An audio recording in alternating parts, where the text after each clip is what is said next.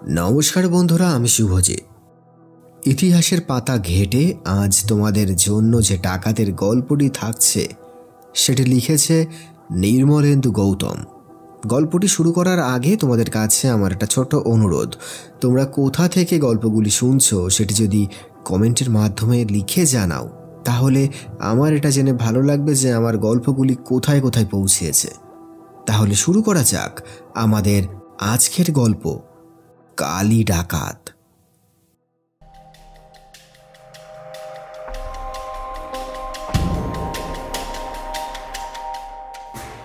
সেই যে ডাকাত সর্দার, যার নাম কালী ডাকাত, তার মুখ আজ পর্যন্ত কেউ দেখতে পায়নি। না পাবার কারণও আছে। সে যখন ডাকাতি করতে আসে তখন তার পুরো মুখ ঢাকা থাকে কালো কাপড়ে। শুধু আগুনের গোলার মতো তার চোখ দুটো দেখা যায়। সেই চোখের দিকে তাকালে হিম হয়ে যায় শরীর। মুখ দেখার কথাটা তখন কারো ভাবনার মধ্যেই আসে না। গ্রামের শেষে বন, সেই বনের মধ্য দিয়ে পায়ে চলা একটা পথ অনেক দূর পর্যন্ত চলে গেছে। যেখানে গিয়ে শেষ হয়ে যায় পথটা, সেখানে মস্ত একটা কালী মন্দির। সবাই জানে সেই কালী মন্দিরে অমাবস্যার রাতে কালী ডাকাত আসে তার দলবল নিয়ে, পুজো দেয় মন্দিরে। গভীর রাত পর্যন্ত ডাকাতদের আনাগোনা চলে সেখানে। তাদের হইহল্লা অনেক সময় শোনা যায় গ্রাম থেকেও। না, অমাবস্যার রাতে গ্রামের কেউ সেই মন্দিরে পুজো দিতে যাবার কথা ভাবেও না। কার সাহস আছে যাবার? সবাই জানে সে মন্দির শুধু কালী ডাকাতের। অন্য দিনগুলোই গ্রামের লোকজন কিন্তু মন্দিরে যায়। সেই মন্দিরে পুজো দিলে মনের ইচ্ছে নাকি পূর্ণ হয়। কতজনেরই তো পূর্ণ হয়েছে। পুরোহিত ঠাকুরের হাতে পুজোর জিনিসপত্র দিয়ে শুধু মনের কথাটা বলতে হয়। পুরোহিত ঠাকুর পুজো করতে করতে মা কালীকে শুধু সেই কথাগুলোই বলতে থাকেন। ব্যাস 2-4 দিনের মধ্যেই পূর্ণ হয়ে যায় মনের ইচ্ছেটা।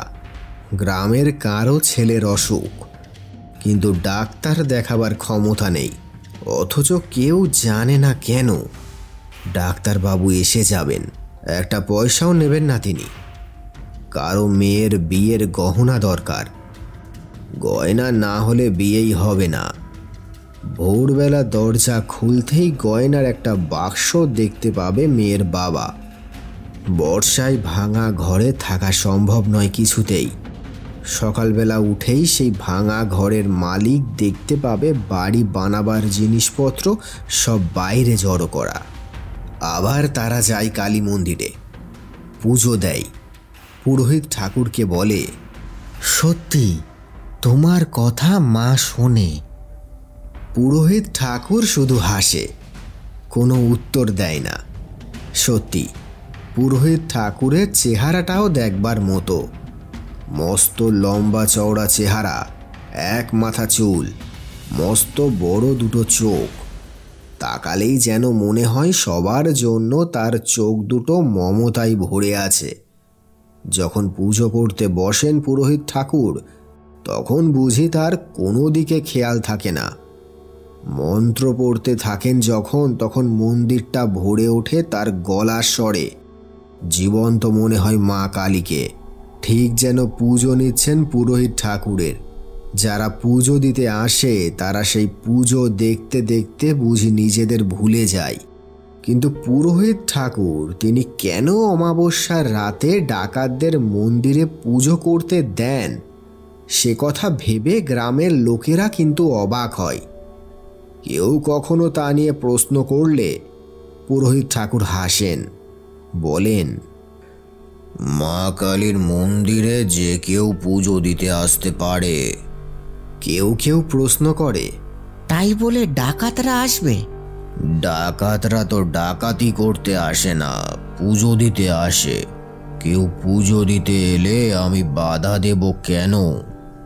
কথাটা যে ঠিক গ্রামের লোকেরা তা বোঝে, তবু কেউ কেউ বলে, ডাকাতরা এলে তোমার ভয় টয় করে না?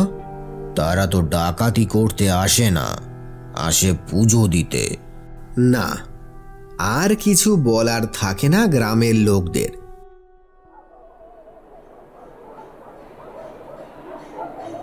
সেদিন অমাবস্যা ছিল। গ্রামের লোকেরা সেদিন শুনতে পেল কালী মন্দির থেকে ভেসে আসা দারুণ শোরগোলের শব্দ, ঢাক আর ঘণ্টার শব্দ ভেসে এলো সেই সঙ্গে। এরকম শব্দ শোনা গেলে বোঝা যায় কোথাও ডাকাতি করতে যাবে ডাকাতরা। গ্রামের লোকেরা তাই ঠিক বুঝতে পারল কোথাও আজ ডাকাতি হবে, কিন্তু কোথায় ডাকাতি হবে না সেটা বোঝা সম্ভব নয়। তবে এটা যে কালী ডাকাতের দল সেটা বুঝতে কারুর অসুবিধা হলো না, কারণ মন্দির থেকে এরকম দারুণ শব্দ ভেসে আসে যেদিন, সেদিন কালী ডাকাতের দল আসে। আর যেদিন কালী ডাকাতের দল আসে সেদিনই কোথাও না কোথাও গভীর রাতে ডাকাতি হয়। না, কালী ডাকাতকে গ্রামবাসীরা ভয় পায় না। ভয় না পাবার কারণ কালী ডাকাত কখনো অন্যায়ভাবে মানুষের ক্ষতি করে না। যেখানে অন্যায় অত্যাচার, কালী ডাকাত সেখানেই তার দলবল নিয়ে যায়। আর যেখানে কালী ডাকাত যায় সেখানে কেউ তাকে বাধা দেয় না, দেওয়ার ক্ষমতা থাকে না। কালী ডাকাত যে কোথায় থাকে, কিভাবে থাকে, সেটা কেউ কিন্তু জানে না। মন্দিরে পুজো দিতে আসে কোন পথে তাও কেউ জানে না। মন্দিরের পুরোহিত ঠাকুরকে জিজ্ঞেস করলে সে বলে, সে কোথায় থাকে, কোন পথে আসে তা আমি কি করে জানবো বলো? সে আসে, পুজো দেয়, তারপর দলবল নিয়ে চলেও যায়। তার মনের ইচ্ছেটা তোমায় বলে না কখনো? নিশ্চয় বলে। তার মনের ইচ্ছেটা কি? তার মনের ইচ্ছে সবার দুঃখ দূর হোক। গ্রামের সবাই জানে কালী ডাকাত সাধারণ ডাকাত নয়, তাই তার ডাকাতির খবর যখন আসে তখন কিন্তু সবাই বুঝতে পারে কালী ডাকাত ডাকাতি করলেও খারাপ কিছু করেনি। সেদিনও মধ্যরাতে ডাকাতদের পুজোর হই হট্টগোল থেমে গেল। গ্রামের যারা জেগেছিল তারা বুঝতে পারল কালী ডাকাত এবার বেরিয়েছে ডাকাতি করতে। কাল সকালেই খবর আসবে কোথায় তারা ডাকাতি করতে গিয়েছিল। সকালের অপেক্ষায় সময় কাটাতে থাকলো তারা। সকালবেলা সত্যি সত্যি খবর এলো কালী ডাকাতের ডাকাতির। জমিদার রামনারায়ণ একদল লেঠেল নিয়ে খাজনা আদায়ে বেরিয়েছিলেন দিন কয়েক আগে। গোটা কয়েক গ্রামে খাজনা আদায়ের নামে প্রায় লুটতরাজ করে গিয়েছিলেন।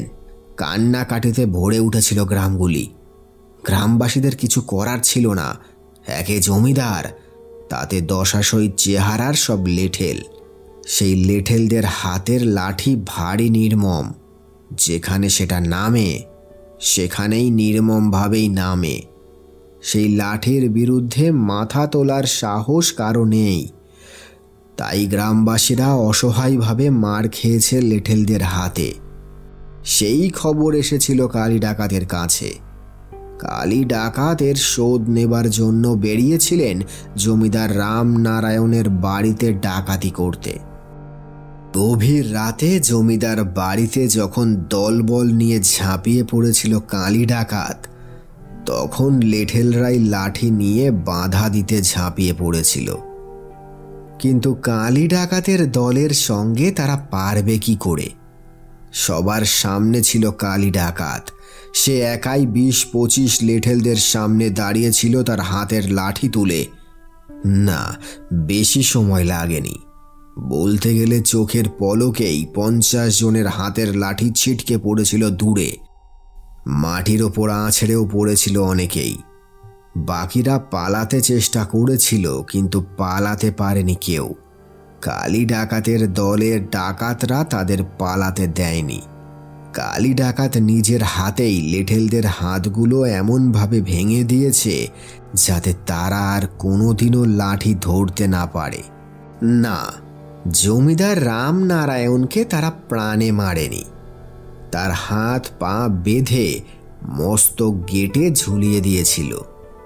তার আগে অবশ্য তার গলার ওপর মস্ত রামদাখানা চেপে ধরে বলে দিয়েছে, আর যদি খাজনা আদায় করতে কেউ সেই গ্রামগুলোতে যায় তাহলে সেখান থেকে কেউ আর ফিরবে না। খাজনার সঙ্গে যা যা লুটপাট করে নিয়ে এসেছে লেঠেলরা, তার 10 গুণ জিনিস বাড়ি থেকে তুলে নিয়ে যাবার সময় সেই সব গ্রামে রেখে এসেছে কালী ডাকাতের দলের লোকেরা। এত সব করতে গিয়ে কালী ডাকাত নাকি তার মাথায় আঘাত পেয়েছে।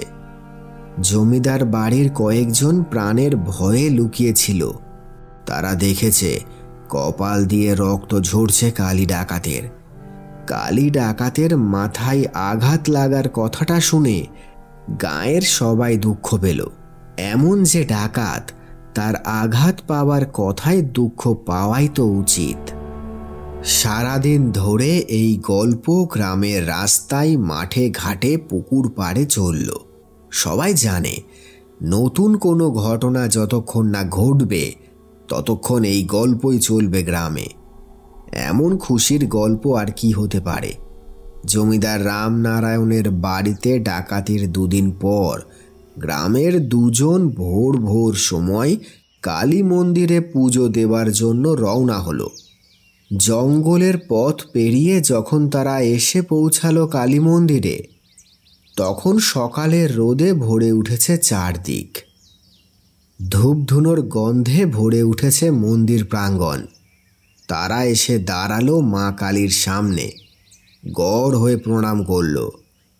প্রণাম করে উঠে ঘুরে দাঁড়ালো, দেখল পুরোহিত ঠাকুর দাঁড়িয়ে। মাথায় তার মস্ত একটা ফেট্টি, ফেট্টির একটা জায়গা রক্তে ভেজা। চমকে উঠল 2 জন। মাথা ফাটল কি করে পুরোহিত ঠাকুরের? একজন কথাটা জিজ্ঞেস করল পুরোহিত ঠাকুরকে। হাসলেন পুরোহিত ঠাকুর, বললেন, জেনে কি হবে?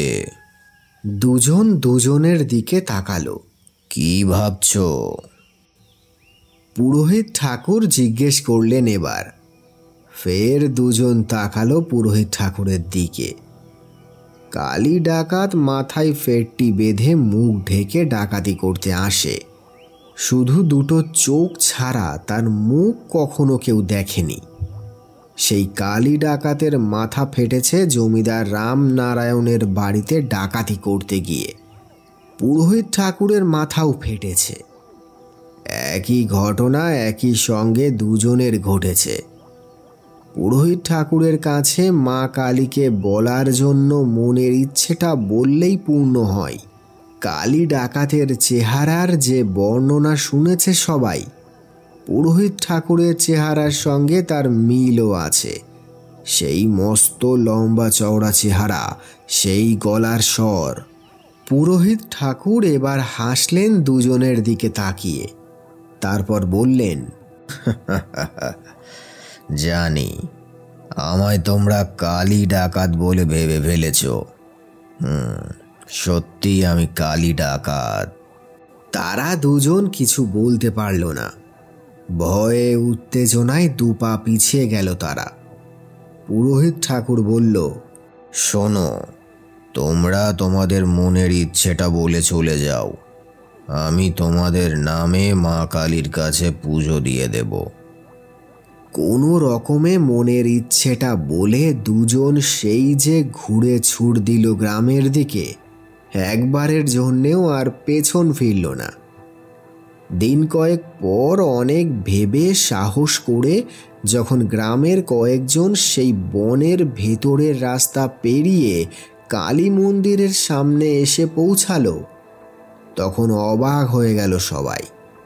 মন্দিরের দরজা খোলা, কালী মূর্তি সেখানে নেই। চারদিক নির্জনতায় থমথম করছে। কারো আর বুঝতে অসুবিধা হলো না কালী ডাকাত মন্দির ছেড়ে চলে গেছে। সত্যি, সবাই যখন জেনে গেছে সেই কালী ডাকাত, তখন কি আর তার থাকা চলে মন্দিরে? কিন্তু কালী ডাকাত তো তাদের কাছে পুরোহিত ঠাকুর। সে সবার ইচ্ছে পূর্ণ করে মা কালীর নামে।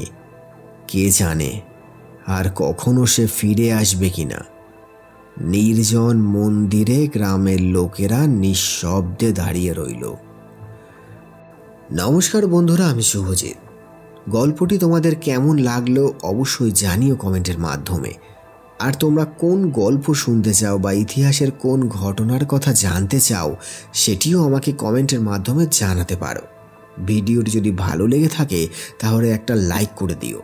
আর তোমরা যারা এখনও সাবস্ক্রাইব করোনি, কারণ আমার অনেক দর্শক বন্ধু আছে যারা এই চ্যানেলের নিয়মিত দর্শক কিন্তু সাবস্ক্রাইব করে না, তাদেরকে বলবো প্লিজ সাবস্ক্রাইব করে দিয়ে পাশে থেকো। দেখা হবে খুব তাড়াতাড়ি আবার একটা নতুন ভিডিওর সাথে। ভালো থেকো, সুস্থ থেকো এবং ক্রিয়েটিভ সোলের সাথে থেকো। ধন্যবাদ।